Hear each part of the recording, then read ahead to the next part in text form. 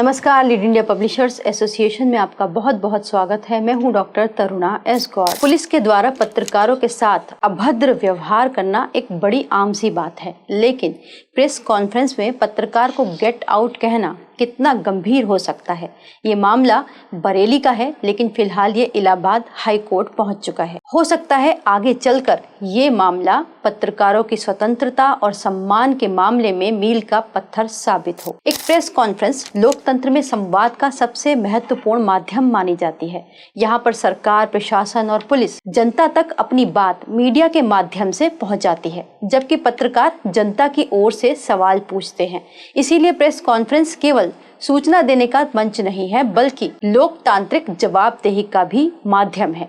ऐसे में अगर किसी प्रेस कॉन्फ्रेंस के दौरान किसी पत्रकार को सभी के सामने गेट आउट कहकर बाहर जाने के लिए कहा जाए, तो सवाल केवल उस पत्रकार के सम्मान का नहीं रह जाता, बल्कि मामला मीडिया की गरिमा, प्रशासन के व्यवहार और प्रेस की स्वतंत्रता से भी जुड़ जाता है और ये हमारा संवैधानिक प्रश्न भी बन जाता है। इसी तरह का एक मामला उत्तर प्रदेश के बरेली से सामने आया। 4 मई 2026 को बरेली पुलिस लाइन सभागार में आयोजित एक प्रेस कॉन्फ्रेंस के दौरान पत्रकार मयूर तलवार को कथित रूप से एसपी सिटी मनुष पारिख ने सार्वजनिक रूप से प्रेस कॉन्फ्रेंस छोड़ने के लिए कहा। याचिका में दावा किया गया कि जब पत्रकार ने इसका विरोध किया तो उन्हें गेट आउट कहकर बाहर जाने का इशारा किया गया।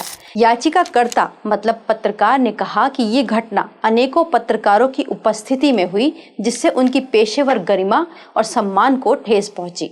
याचिका के अनुसार अगले ही दिन यानी 5 मई 2026 को वरिष्ठ पुलिस अधिकारियों को लिखित शिकायत भी इस मामले की दी गई, लेकिन अपेक्षित कार्रवाई नहीं होने पर यह मामला इलाहाबाद हाई कोर्ट पहुंचा। याचिका में उत्तर प्रदेश सरकार, पुलिस महानिदेशक डीजीपी, जिला मजिस्ट्रेट, पुलिस महानिरीक्षक यानी आईजी, वरिष्ठ पुलिस अधीक्षक, एसएसपी, एसपी सिटी मनुष पारिख सहित अन्य अधिकारियों को भी प्रतिवादी बनाया गया। याचिकाकर्ता पत्रकार ने अदालत से निष्पक्ष जांच, जिम्मेदारी तय करने तथा पत्रकारों की गरिमा, समान व्यवहार और अभिव्यक्ति की स्वतंत्रता की संवैधानिक सुरक्षा सुनिश्चित करने की मांग की है। इसी विवाद से जुड़े एक अन्य प्रकरण में पत्रकार मयूर तलवार ने यह भी आरोप लगाया कि मामला हाईकोर्ट में लंबित होने के दौरान उन पर समझौते का भी दबाव बनाया जा रहा है। उनका आरोप है कि पहले विभिन्न माध्यमों से समझौते की कोशिश की गई और बाद में पुलिस उनके घर पहुंची। उन्होंने ये भी दावा किया कि थाना स्तर पर उन्हें बुलाकर मामला समाप्त करने का भी दबाव बनाया गया। ये सब आरोप संबंधित याचिकाओं का हिस्सा है और इनकी सत्यता अंतिम निर्णय न्यायालय के द्वारा ही किया जाएगा।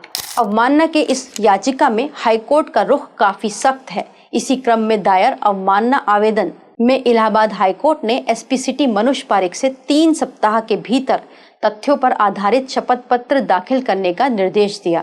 हाईकोर्ट का ये आदेश इस बात का संकेत माना जा रहा है कि न्यायालय पूरे मामले को गंभीरता से देख रहा है।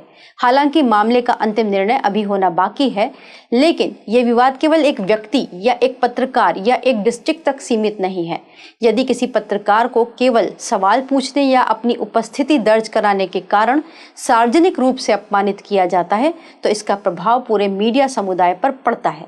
प्रशासन और पत्रकारों के बीच संबंध लोकतांत्रिक व्यवस्था का महत्वपूर्ण हिस्सा होते हैं। दोनों की भूमिकाएं अलग अलग होते हुए भी वो एक दूसरे के पूरक हैं। एक दूसरे के प्रति संस्थागत सम्मान आवश्यक है। पत्रकार प्रशासन से सवाल पूछते हैं, जबकि प्रशासन जनता को जानकारी देता है। यदि संवाद की जगह टकराव ले, तो ये सबसे अधिक नुकसान लोकतंत्र और नागरिकों के सूचना के अधिकार का ही होगा। अब एक और प्रश्न आता है कि क्या प्रेस कॉन्फ्रेंस से किसी पत्रकार को बाहर निकाला जा सकता है? हर संस्था को अपने कार्यक्रम का संचालन करने का अधिकार है।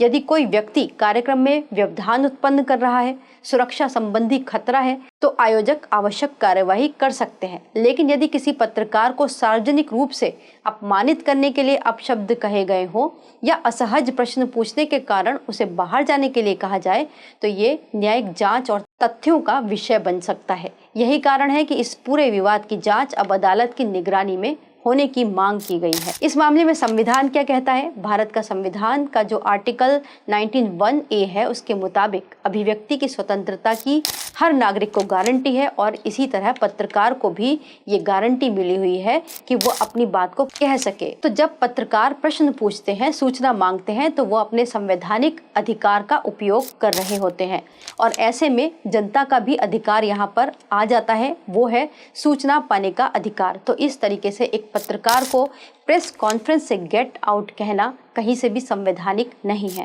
यदि इस मामले में इलाहाबाद हाई कोर्ट पत्रकारों की गरिमा, प्रशासनिक जवाबदेही और प्रेस कॉन्फ्रेंस में अधिकारियों के आचरण को लेकर विस्तृत सिद्धांत निर्धारित करते हैं तो ये भविष्य में पूरे देश के लिए एक महत्वपूर्ण मिसाल बन सकता है।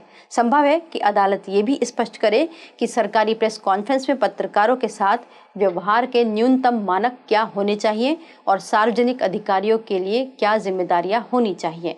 फिलहाल ये मामला इलाहाबाद हाई कोर्ट में विचाराधीन है और अंतिम निष्कर्ष न्यायालय के निर्णय के बाद ही सामने आएगा।